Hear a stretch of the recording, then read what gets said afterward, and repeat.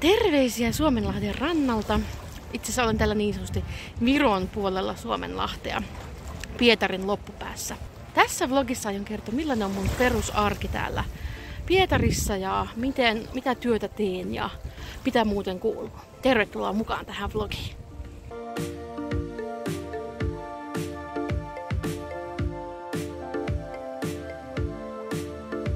Olen tässä huomannut, että olen melkein jokaiselle työmuodolle tehnyt oman kassin tai repun.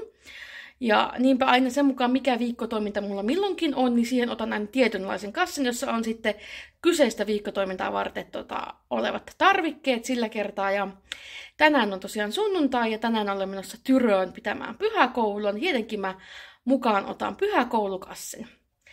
Pyhäkoulukassissa on tietenkin pyhäkoulun askartelutarpeet ja myös havainnollistamisvälineet ja itsellä on siellä myös juomapullo ja joskus jotain muutakin mielenkiintoista saattaa olla. Niin ja sitten siellä on myös mun pyhäkoulutossut. Sellainen kassi on tänään lähdössä mukaan.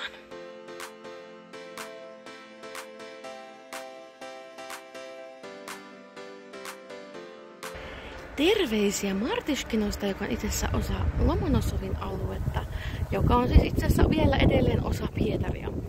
Juuri saavuin tänne junalla pitämään pyhäkoulua Jumalanpalveluksen aikaan.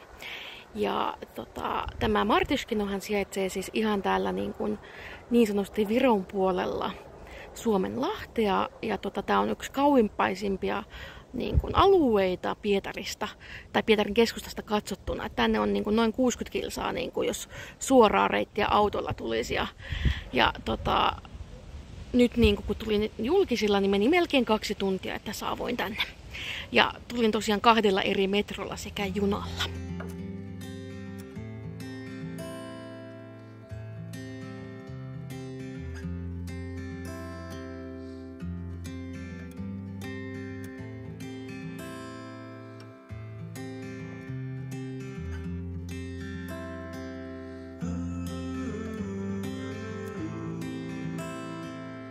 Terveisiä Tyröstä.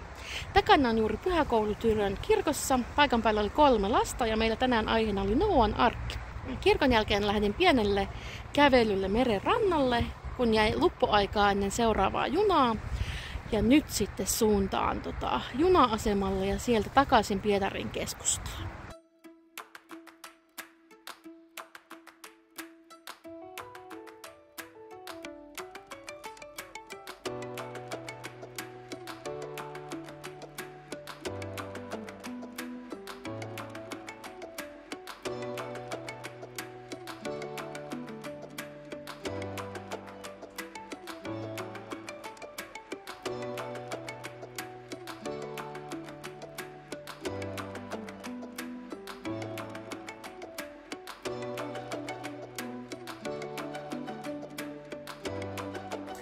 No niin, mä oon nyt täällä valmiina lähtemään kirkkoon pitämään sitä raamattupiiriä ja sitten tätä raamatun taidenlukemiskerhoa.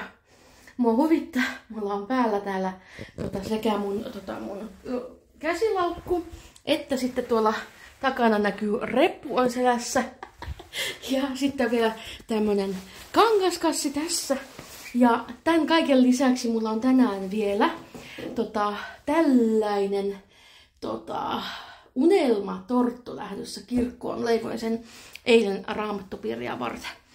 Osa nimittäin näistä raamattupiirillisistä jää myös taiteen lukemisen kerhoon, joten heillä ja minulla on pitkä päivä, niin sitten pitää välissä vähän juoda teetä tai kahvia ja nauttia suomalaisista herkuista.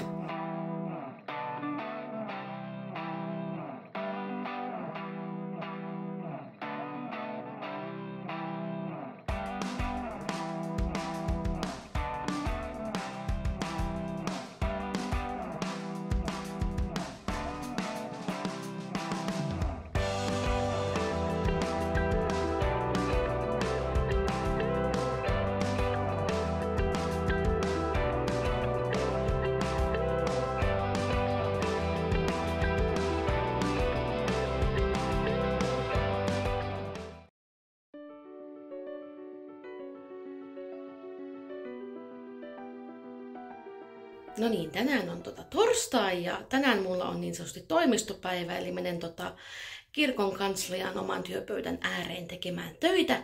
Ja sitäkin varten minulla on ihan oma kassi, missä mä kannan läppäriä ja eväitä tuonne kirkon kansliaan.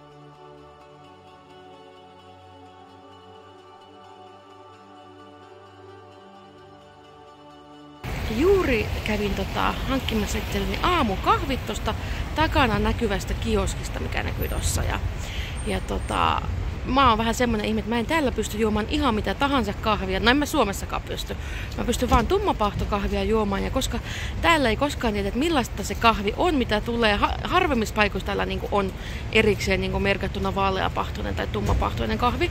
Niin sen takia mä aina ostan sitten lateen, koska siinä on enemmän maitoa kuin kahvia, niin ei tule ongelmia sitten, että on liikaa vaaleapahtoista kahvia.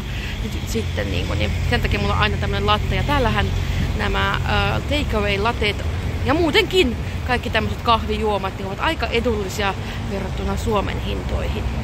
Mutta tämän kahvin kanssa nyt jatkan matkaa kirkon kansliaan toimistopäivää tekemään.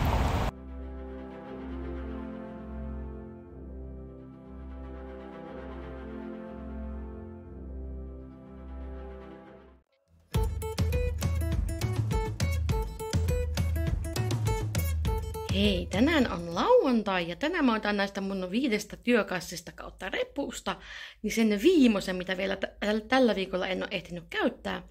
Eli suomenkielisen keskustelukerhon kassin.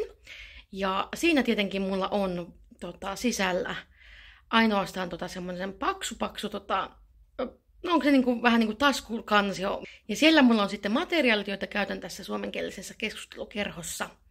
Eli tänään on tällainen työpäivä edessä.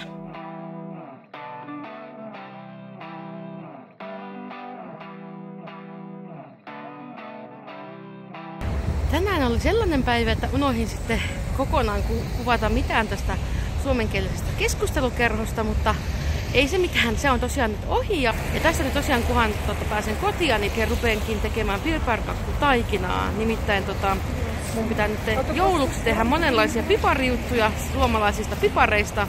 Muun muassa pipariseimiä ja piparikuusia ja tällaisia. Niin aloitan jo nyt taikinan tekovaiheen, kun taikina voi säilyttää pakastimessa. Ja sitten joulukuussa rupean sitten itse asiassa vasta sitten paistamaan näitä pipareita.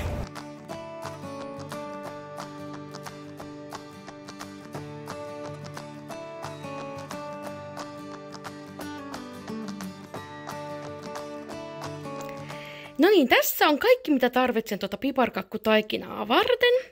Eli aloitetaan ihan tästä. Tässä on vehnäjauhoja nyt mulla 2 kiloa. Tässä on pari kananmunaa. Sitten tässä on voita. Sitten on ihan sokeria. Sitten tässä on näitä mausteita. Tämä gvazdika on siis neilikka. Kardamon on kardemummaa tietenkin. Sitten karitsa on kanelia, imbir on inkivääriä. Sitten tässä on leivinjauhetta. Ja sitten ne 2 asiaa, mitä täältä en löytänyt, niin olen korvannut muun muassa näin. Eli tässä on tumman siirapin tilalta tällaista Altai-vuoristolta olevaa hunajaa, joka on tämmöistä tummaa hunajaa. Ja sitten pomeranssia mä en mistään löytänyt, niin sen takia mulla on täällä 2 appelsiinia, joita raastan, tai niiden kuoret siis raastan hienoksi. Ja siitä saadaan sitä pomeranssin makua sitten. Eli näillä ainesosilla mä tässä rupean tekemään piparkakkutaikinaa.